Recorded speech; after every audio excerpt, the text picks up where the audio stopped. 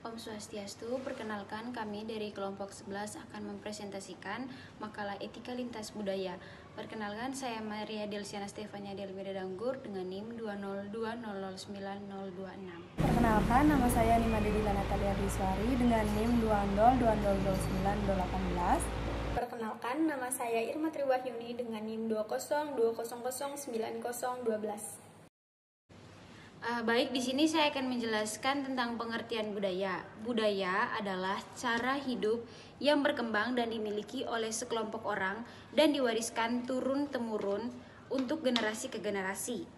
Budaya terdiri dari banyak unsur yang rumit, termasuk sistem agama dan politik, bahasa, adat istiadat, bangunan, alat, pakaian, dan karya seni.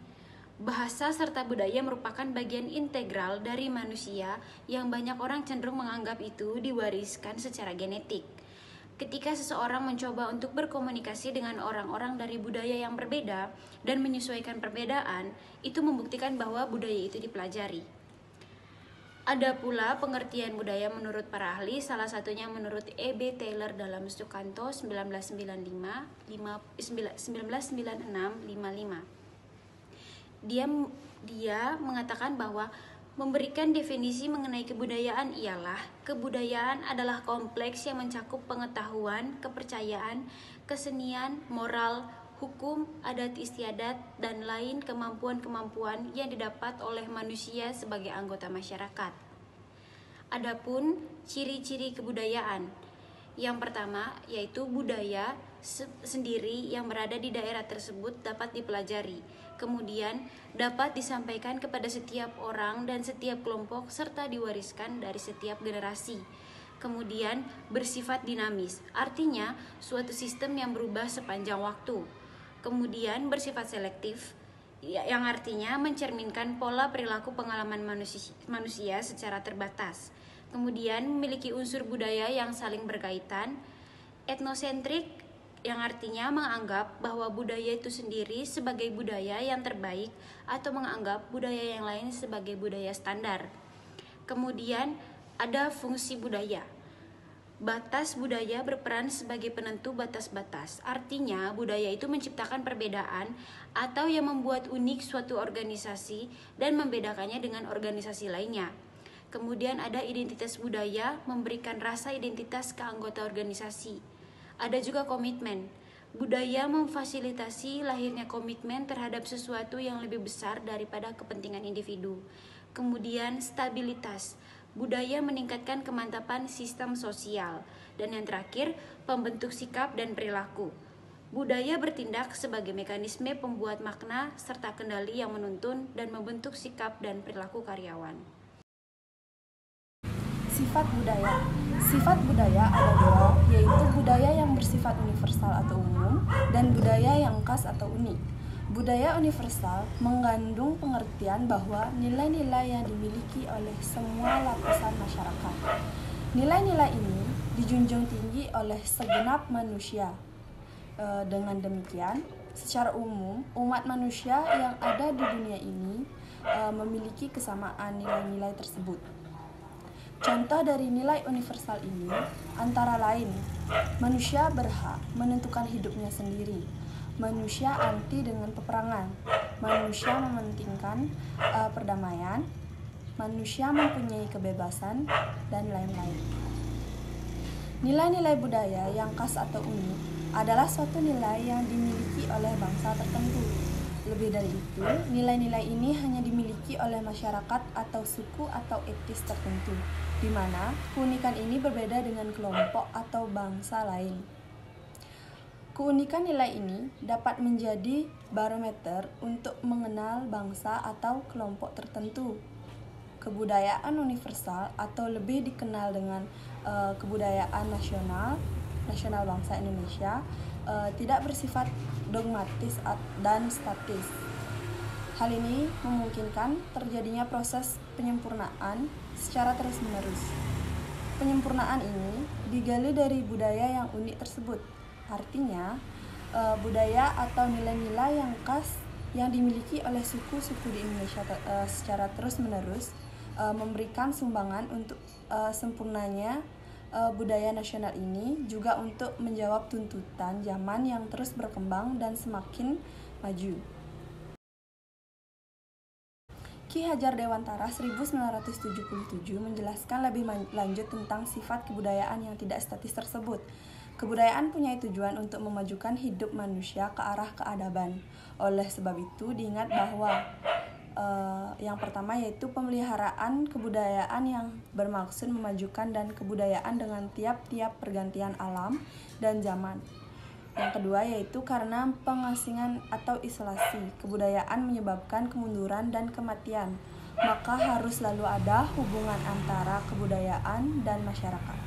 Selanjutnya yaitu pembaharuan. Kebudayaan mengharuskan pula adanya hubungan dengan kebudayaan lain yang dapat memperkembangkan kemajuan, menyempurnakan atau memperkaya, yakni menambah kebudayaan sendiri.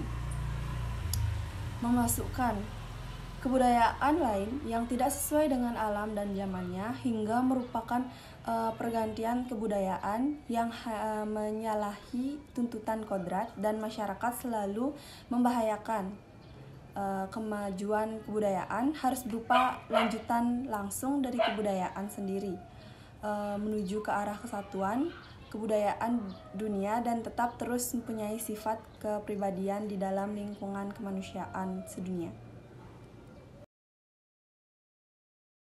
Lintas budaya. Lintas budaya terjadi apabila ada interaksi antara dua budaya yang berbeda bertemu pada sebuah titik temu. Lintas budaya adalah istilah yang sering digunakan untuk menggambarkan situasi ketika sebuah budaya bertemu dan berinteraksi dengan budaya lain yang berbeda. Keduanya dapat memberikan sebuah dampak positif ataupun sebaliknya kepada seseorang. Pemahaman lintas budaya atau cross-cultural understanding adalah mata kuliah yang mempelajari tentang keragaman budaya yang ada di dunia sekaligus dampak budaya tersebut terhadap kelangsungan masyarakat sosial dalam lingkup budaya tertentu. Adanya perbedaan budaya karena budaya itu bersifat dinamis dan selalu berevolusi. Oleh karena itu, butuh lebih dari satu pendekatan untuk memahami lintas budaya. Manusia tumbuh dan berkembang di dalam sebuah lingkungan budayanya sendiri sehingga membentuk dan menciptakan sebuah cara berpikir yang berbeda satu sama lain. Cara berpikir dan bertingkah laku tersebut merupakan hasil pengondisian budaya atau cultural controlling melalui proses panjang pendidikan dan pengajaran yang diberikan secara turun-temurun oleh orang tua, guru, dan masyarakat. Pemahaman terhadap budaya orang lain sangat penting bagi kita agar tidak terjadi culture shock yang menganggap bahwa budaya orang tertentu itu salah. Menurut kita berdasarkan budaya yang kita mengerti atau budaya sendiri. Katakanlah seorang yang bekerja di sebuah kantor keuntungan atau sebuah rumah sakit yang memiliki banyak orang yang bekerja dan berasal dari suku atau negara yang berbeda secara garis besar. Lintas budaya tersebut mencakup pemahaman nilai-nilai, kepercayaan, sikap, pola berpikir, adat istiadat, kebiasaan, bahasa, dan cara berkomunikasi. Memahami lintas budaya memiliki beberapa manfaat, diantaranya terbagi menjadi 3, yaitu manfaat bagi wisatawan, masyarakat setempat, dan bagi pramuwisata. Bagi wisatawan, memahami lintas budaya akan mempermudah memahami karakter umum masyarakat setempat. Misal, kita hendak mengunjungi sebuah negara, katakanlah Irlandia, dengan memahami lintas budaya, kita tidak akan mengalami salah paham antara kita yang berkunjung dengan masyarakat setempat ketika berbicara ataupun yang lainnya. Bagi masyarakat setempat dalam hal ini, masyarakat lokal tidak hanya belajar bagaimana bersikap dalam situasi tertentu, tetapi juga mampu menjelaskan mengapa melakukan ini itu nilai-nilai dasar kepercayaan dan tanggapan yang mendasar pada sikap masyarakat tersebut. Semakin banyak interaksi, maka pengetahuan semakin berkembang dan pengalaman terhadap permasalahan budaya akan berkurang. Bagi pramuwisata, banyak hal yang dapat digali dari pemahaman lintas budaya karena perbedaan budaya tidak terbatas hanya pada makanan, bahasa, dan tari-tarian, tetapi juga berkaitan dengan interaksi antar manusia, termasuk nonverbal, kepercayaan, orientasi waktu, sikap, kebiasaan, tradisi, cara berpakaian, gerakan tubuh, dan hal lainnya. Manfaat lain juga dirasakan ketika memberikan pelayanan kepada wisatawan, cara bersikap, cara menanggapi permintaan, cara memenuhi pengharapan atau ekspektasi, cara menghargai pelayanan, terutama berkaitan dengan tingkatan pelayanan serta terciptanya atmosfer yang ramah. Baik, di sini saya akan mempresentasikan materi mengenai etika lintas budaya. Etika lintas budaya adalah bagaimana cara kita bertindak, berperilaku, dan berkomunikasi antar budaya. Komunikasi yang kita lakukan dengan orang yang memiliki latar budaya yang berbeda tentunya tidaklah mudah. Hal ini disebabkan masing-masing budaya memiliki standar etika dan moral yang berbeda. Dengan demikian, menurut Liliweri, dalam komunikasi antar budaya, berbagai isu etika yang timbul memberikan pelajaran mengenai bagaimana kita menerapkan dan menumbuh kembangkan berbagai isu pengetahuan etika antar budaya. Adapun etika komunikasi antar budaya adalah yang pertama, jujur pada diri sendiri. Sebelum melakukan komunikasi antar budaya, ada baiknya kita memiliki penilaian yang jujur terkait dengan gaya komunikasi, keyakinan, dan prasangka yang dimiliki. Hal ini dikarenakan sikap yang kita miliki terhadap perbedaan budaya dapat berpengaruh pada cara kita berkomunikasi dengan orang lain. Lalu yang kedua, menerapkan perilaku komunikasi yang sportif. Berbagai macam perilaku sportif dapat meningkatkan tingkat efektivitas komunikasi antar budaya. Salah satu contoh perilaku komunikasi yang sportif adalah sikap empati terhadap orang lain. Yang dimaksud dengan sikap empati adalah memahami perspektif orang lain dari sudut pandang yang bersangkutan. Lalu selanjutnya, mengembangkan kepekaan terhadap keberagaman. Manusia diciptakan dengan berbagai macam perbedaan latar belakang, seperti suku bangsa, ras, agama, dan lain-lain. Ketika kita berkomunikasi dengan orang lain, sejatinya kita sedang belajar mengenai berbagai hal dari orang lain. Keberagaman yang kita miliki memberikan peluang lebih banyak lagi bagi kita untuk belajar. Selanjutnya, kita harus menggunakan dan mendorong umpan balik deskriptif. Umpan balik yang efektif dapat mendorong adaptasi dan hal lain yang sangat penting dalam komunikasi antar budaya.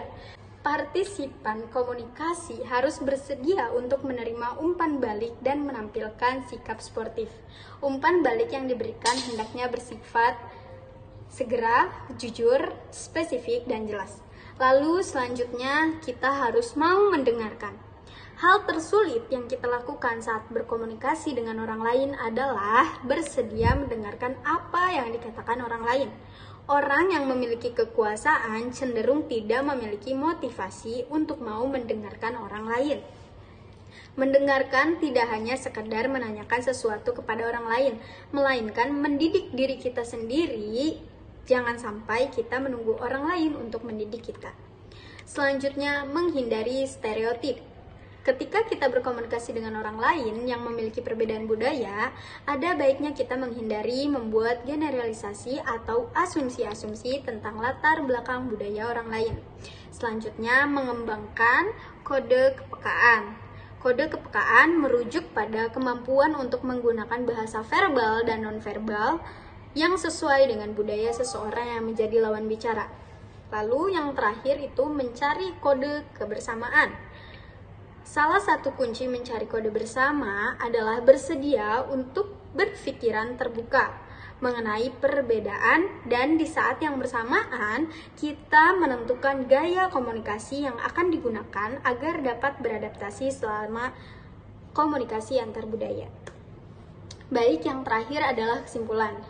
Jadi, dengan demikian, etika lintas budaya adalah mempelajari bagaimana itu budaya beserta ciri-ciri dan fungsi, serta mempelajari bagaimana sifat budaya itu sendiri.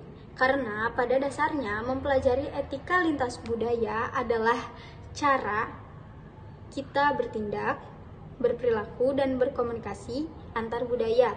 Setiap saat kita melakukan komunikasi dalam berbagai bidang dan konteks komunikasi, seperti komunikasi intrapersonal, komunikasi antar pribadi, atau komunikasi interpersonal, komunikasi kelompok, komunikasi organisasi, komunikasi lintas budaya, dan lain sebagainya. Sekian presentasi dari saya, mohon maaf bila ada kekurangan. Saya tutup dengan Parama Santi. Om Santi Santi Santi Om. Wassalamualaikum warahmatullahi wabarakatuh.